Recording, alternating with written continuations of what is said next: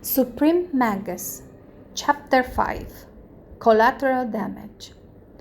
After much screaming and freaking out, Derek finally regained his composure and started to analyze his current predicament. The first thing that captured his eyes was a huge hole in the spacesuit at the chest level. The contours of the hole had burn marks all over, and there was a lot of purple jelly on both his suit and the dead bodies. That meant the purple jelly was coagulated alien blood. Derek turned his head to see the spot where he had woken up, noticing a lot of blood, even something that he found safe to assume were some kind of splattered viscera. This makes no sense, he thought. All the evidence points to the fact that this body was dead as Julius Caesar until I somehow happened to inhabit it, and for whatever reason, it's also fully healed. Oh man, this means all religions are dead wrong. Luckily, I never believed in any mumbo jumbo. Otherwise, I would be really disappointed right now. Derek then proceeded examining his new body. It had 4 arms, only 2 legs, but all the limbs were long and skinny. The legs were reverse jointed, like those of a cat. Both hands and feet had only 3 fingers each. Derek was really curious about his facial features, but there was no reflective surface in sight. So he tried feeling his face with the fingers, but the suit turned out to come with a helmet, which did not impede his senses though.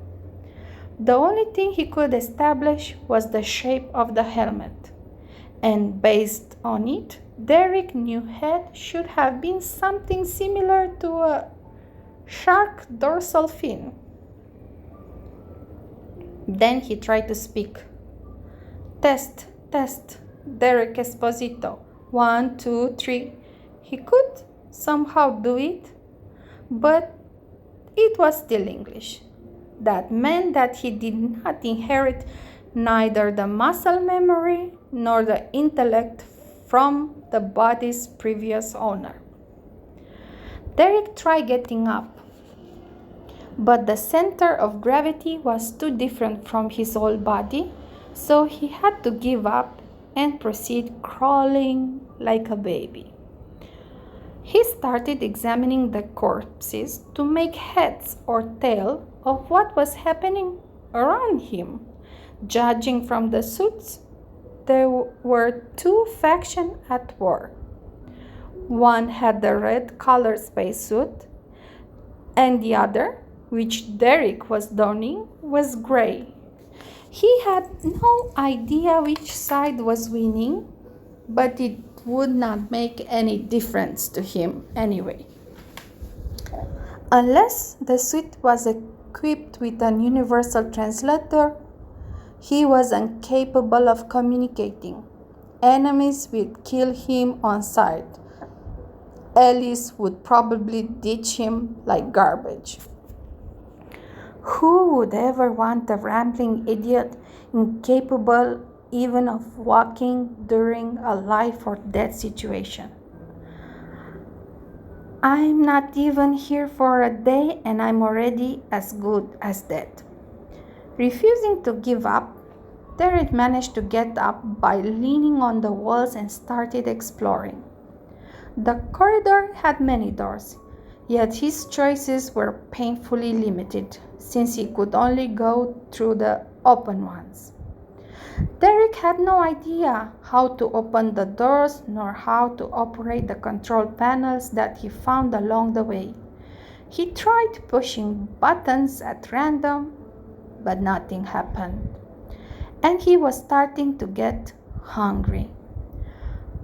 Will I die like this, starving in a goddamn spaceship, alien planet, whatever is this? I don't know what this useless pile of flesh is. Even if I stumble on a mountain of food, I have no way to know what is what. And even if I did, I don't know how the heck to remove this helmet. After walking for several hours, hunger and frustration drove him to hysteria. Derek screamed and kicked whatever was within reach until exhaustion made him fall asleep. When he woke up, his mind was clear again. This is a nightmare. I am all out of options, to the point that even if I wanted to kill myself, I would not know how. He banged the back of his head against the wall to keep frustration at bay. I never thought about this, but being reborn in a sci-fi environment is truly the worst case scenario.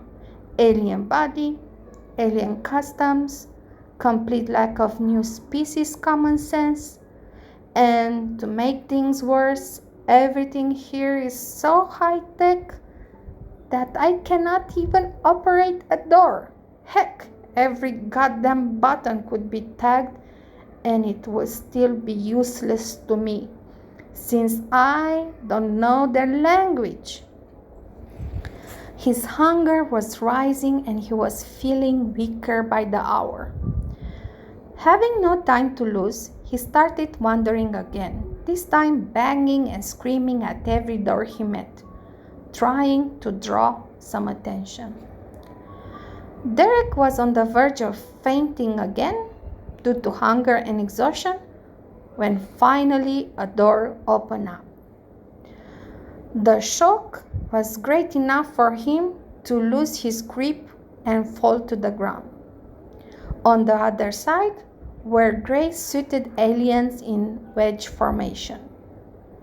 Every one of them was holding some kind of long metal staff, as it was a rifle. Derek didn't even attempt to get up. He just waved the right hand, hoping it was a peace sign. "Captain, that's Sark. His life signal getting back online wasn't a glitch in the system. He is still alive." The formation opened and a taller and bulkier alien closed in. The soldiers never lowered their weapons nor lost focus, waiting for the attack order. "What are you doing on the floor, soldier? And how in Tark's name did you survive that ambush?" the captain asked with a coarse voice. "Dude, I have no idea what you just said." "What is he rambling? Medic, any reading on that blaster wound?" A purple-dressed alien walked forward while scanning Derek's body. "None, sir. It's not any dialect in the Empire, and the scanner confirms that the hole in his armor is definitely from Corellan blaster. I have no idea how he survived unscathed. It's a miracle." "It's a liability." The captain's tone was grim. He took a staff from a soldier's hand, and by pushing a button, it became a glaive, whose blade was made of pure energy.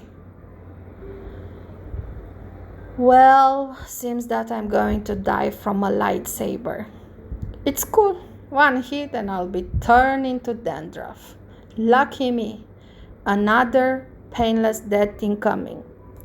When the captain plunged the glaive into his chest, it did not make any burning sound. It pierced him from side to side, bleeding him to death.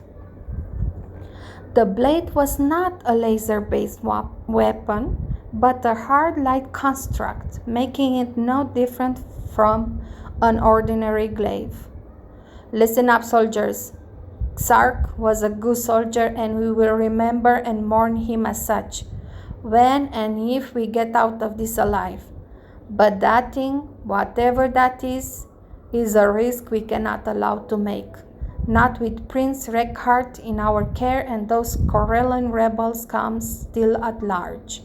Better some collateral damage than a spy among our ranks. Now shut that door and check the perimeter again. This time, death was far from painless for Derek. He felt like his chest was on fire, but what really hurt wasn't the wound as much as his lungs. Derek was struggling to breathe. Every breath was shallower and most difficult than the last.